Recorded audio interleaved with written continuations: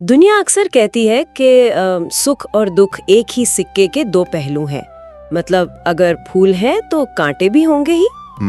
ये तो हम सब बचपन से सुनते आ रहे हैं। बिल्कुल। और हमने इस बात को इतनी गहराई से मान लिया है कि हमें लगता है बिना दुख सहे सच्चे सुख का मजा आ ही नहीं सकता।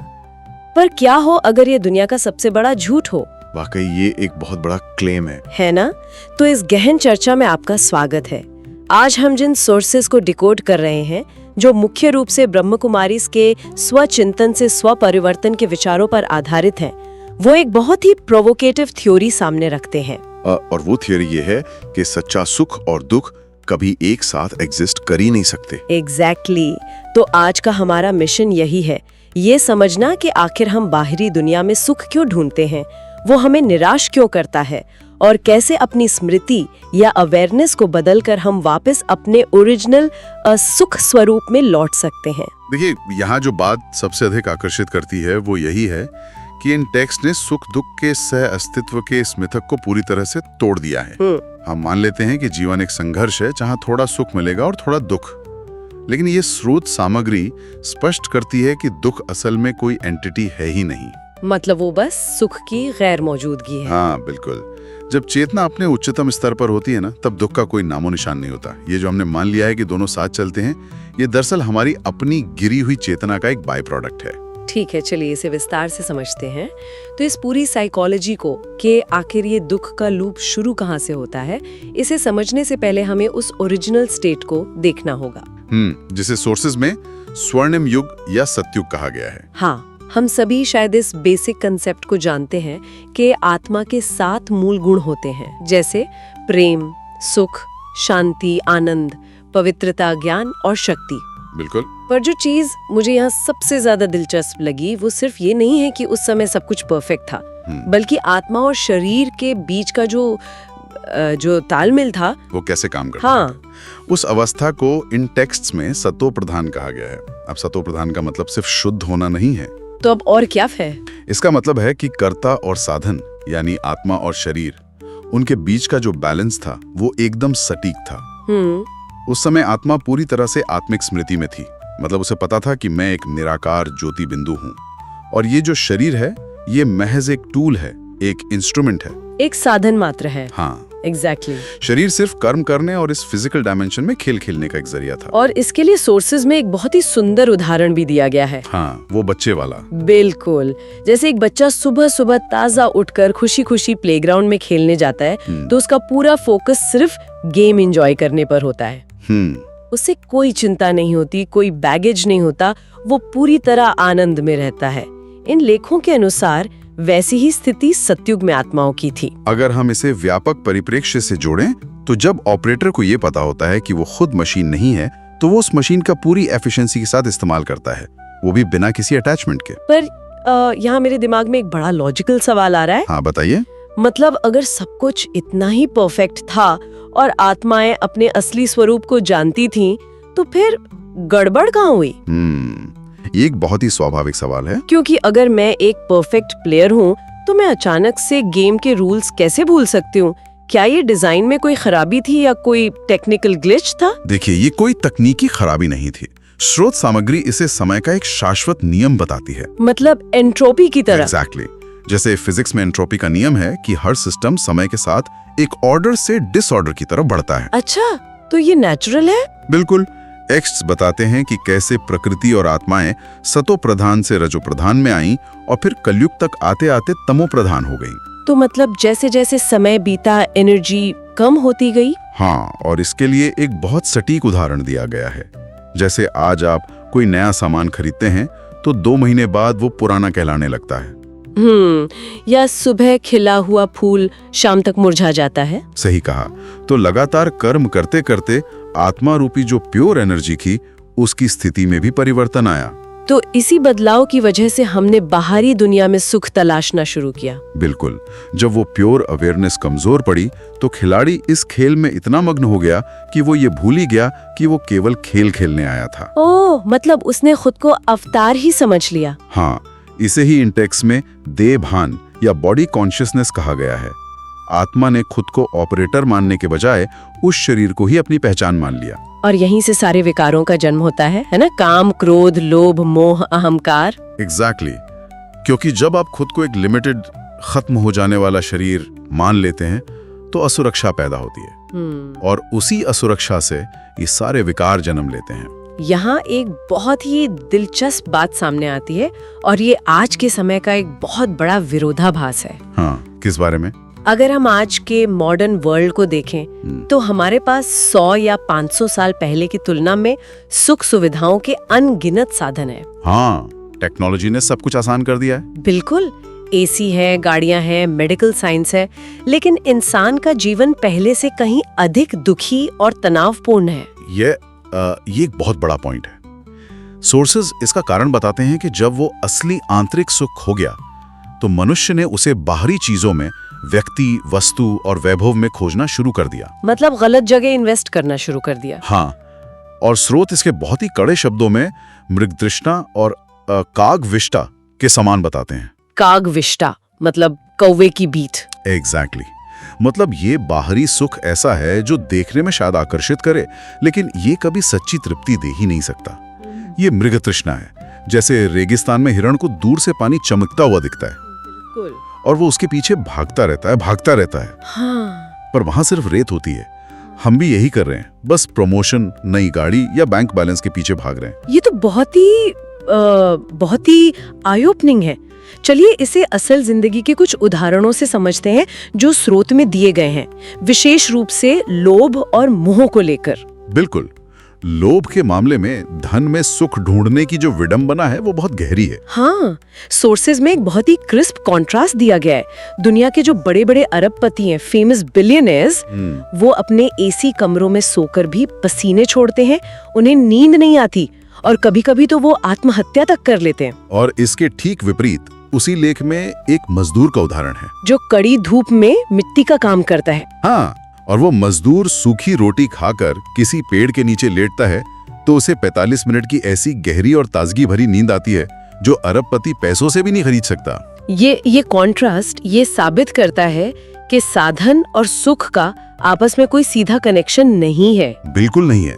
और यही मृग तृष्णा मोह के रूप में हमारे रिश्तों में भी दिखती है। हाँ, मोह के बारे में जो कहा गया है वो तो हमारे घरों की रोज की कहानी है, विशेषकर माता पिता का बच्चों को लेकर जो रवैया होता है।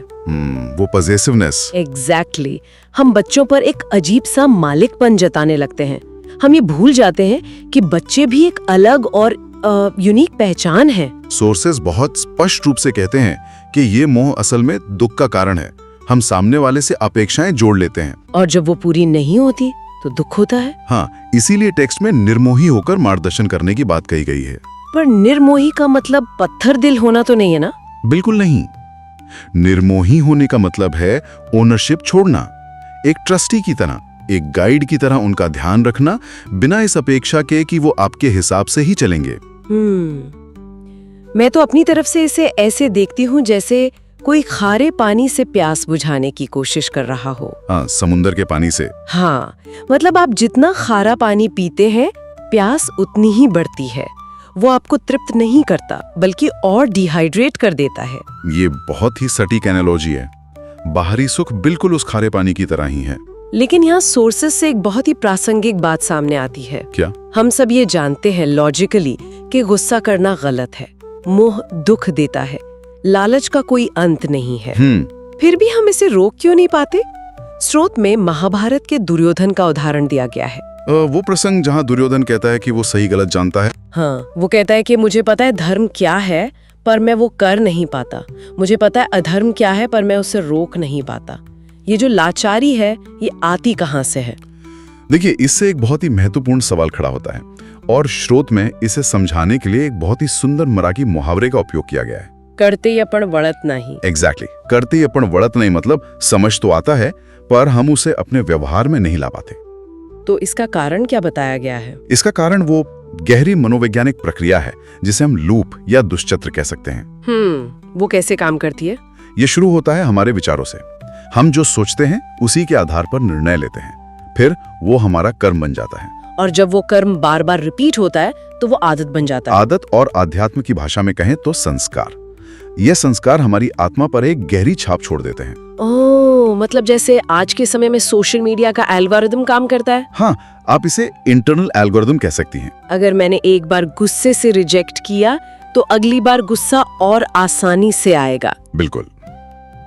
और जन्मों जन्मों से खुद को शरीर मानने के कारण हमारे अंदर काम, क्रोध और लोभ के संस्कार इतने मजबूत हो गए हैं कि अब वो ऑटो पायलट पर चलते हैं।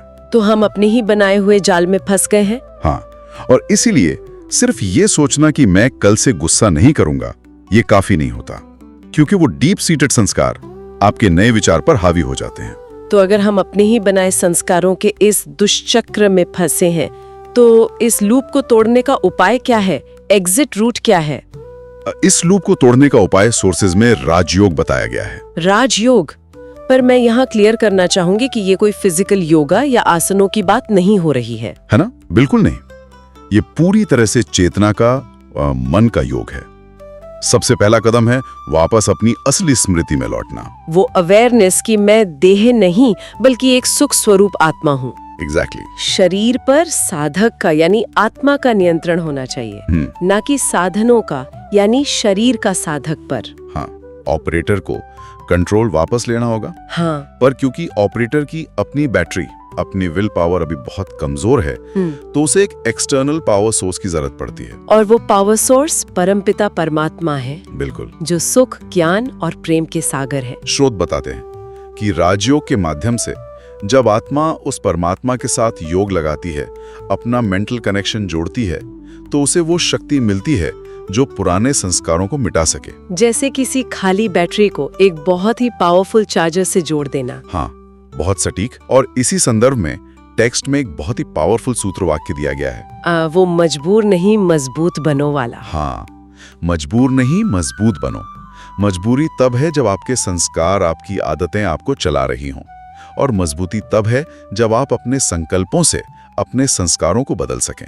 तो इस सब का असल निष्कर्ष क्या निकलता है? निष्कर्ष ये है कि सब कुछ आपकी मनस्थिति पर निर्भर करता है। मतलब परिस्थितियां भले ही बदलें, कोई आपके साथ अच्छा व्यवहार करे या बुरा बोले, आपकी जो आंतरिक शांति है वो हिलनी नहीं चाहिए। बिल्कुल, आपका आंतरिक सुख स्थायी होना चाहिए। और इस फिलॉसफी में इसे अचीव करने का एक बहुत प्रैक्टिकल नजरिया दिया गया है, जीवन को एक खेल के रूप में देखना। खेल की तरह? हाँ, सोचिए जब हम सच्चे दिल से कोई खेल खेलते हैं और हार भी जाते हैं, तो क्या हमें कोई गहरा दुख होता है? नहीं, दुख नहीं होता, बल्कि मजा आता है। एग्जैक्टली। एक संतुष्टि होती है कि हमने अपना बेस्ट दिया। जब हम जीवन के सुख, दुख, हार जीत को एक खेल समझने लगते हैं, तो दुख का जो इम्पैक्ट है, जो चुभन है, वो खत्म हो जाती है। ये तो वाकई बहुत लिबरेटिंग है। तो चर्चा को समेटते हुए अगर हम देखें, तो बात यह है कि हम मूल रूप से सुख स्वरूप हैं। वो शांति, वो आनंद कहीं बाहर नहीं, हमारे अंदर ही है। बस शरीर और बाहरी चीजों से जुड़ाव के कारण उस नॉइज में हमने वो सुख खो दिया है। हाँ, और सही ज्ञान, अपनी स्मृति में परिवर्तन और उस सुप्रीम सोर्स परमात्मा से जुड़ाव के माध्यम से हम वापस उस सुख को पा सकते हैं। बिल्कुल, और यही स्वचिंतन से स्व परिवर्तन की असल यात्रा है। बहुत ही गहरी बात है ये। तो इस चर्चा को समाप्त करने से पहले मैं हमारे श्रोताओं को एक नए विचार के साथ छोड़ना चाहती हूँ। बताइए। ये विचार आज की स्रोत सामग्री की नींव पर ही खड़ा है। अगर ये जीवन वास्तव में एक बहुत बड़ा खेल है और हमारी देह, ये शरीर केवल वो अवतार है जिसका उपयोग हम इस दुनिया रूपी स्क्रीन पर खेलने के लिए कर रहे हैं, तो जरा सोचिए क्या होगा अगर हम दिन में सिर्फ 5 मिनट के लिए जानबूझकर अपने इस अवतार से लॉग आउट कर लें। ये बहुत इंटरेस्टिंग है। मतलब सारे लेबल्स और रोल्स को थोड़ी देर के लिए पॉज कर देना। बिल्कुल, कोई चिंता नहीं, कोई काम नहीं, बस खुद को उस निराकार ज्योति बिंदु के रूप में महसूस करना। शायद असली विश्राम रात की 8 घंटे की नींद से नहीं मिलता। हाँ, बल्कि ये याद रखने से मिलता है कि स्क्रीन के पीछे असली खिलाड़ी कौन है। एग्जैक्टली। तो इस विचार के साथ अपने भीतर के उस सुख स्वरूप खिलाड़ी को पहचानने की कोशिश करें, आत्ममंथन करते रहें और नई चीजें सीखते रहें। आज के लिए बस इतना ही। बिल्कुल। इस गहरी चर्चा में शामिल होने के लिए बहुत बहुत धन्यवाद। धन्यवाद, और अपना ख्याल रखें। ओम शांति। आशा है कि यह विश्लेषण आपको अच्छे लग रहे होंगे। अगर आपके सुझाव हुए तो ज़रूर हमें बताइए। ओम शांति।